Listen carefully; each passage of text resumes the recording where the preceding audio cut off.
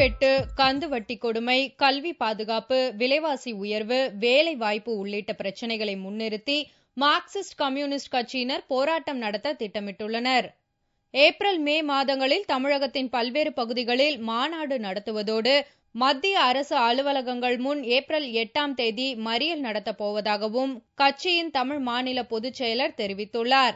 கடந்த 2 ஆண்டு காலமாக விலைவாசி உயர்வு ரொம்ப மோசமா, உணவுப் பொருளுடைய இன்ஃபிளேஷன் என்பது அரசுடைய கூற்றுப்படியே கிட்டத்தட்ட 18%.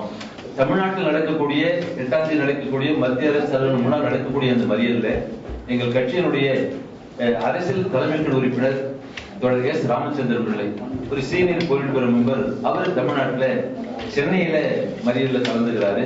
உணவுப் பொருட்கள் விவகாரத்தில் மத்திய அரசு தனியார்களை அனுமதித்ததால் பதுக்கல் நிகழ்வுகள் அதிகரித்து இருப்பதாகவும் ஆன்லைன் வர்த்தகத்தை தடை செய்ய வேண்டும் என்றும் ராமகிருஷ்ணன் கேட்டுக்கொண்டார். உணவு வர்த்தகத்துல ஊக வணிகத்தை அனுமதித்தது என்பது, ஃபீச்சர்ஸ் ட்ரேடு, ஆன்லைன் ட்ரேடு அனுமதித்தது என்பதுதான் அதில் விளைவிற்கு முக்கியமான காரணம். அடிப்படையில் உணவு வர்த்தகத்துல ஊக வணிகத்தை தடை செய்யணும். தேர்தலின் போது பணம் மற்றும் இலவசங்கள் கொடுப்பதை தடுக்க தேர்தல் சட்டத்தில் திருத்தம் கொண்டுவர வேண்டும் என்றும் அவர் வலியுறுத்தினார். நிருபர்கள் சந்திப்பின் போது கட்சியின் மூத்த தலைவர் வரதராஜன் உள்ளிட்ட மாநில குழு உறுப்பினர்கள் உடன் இருந்தனர்.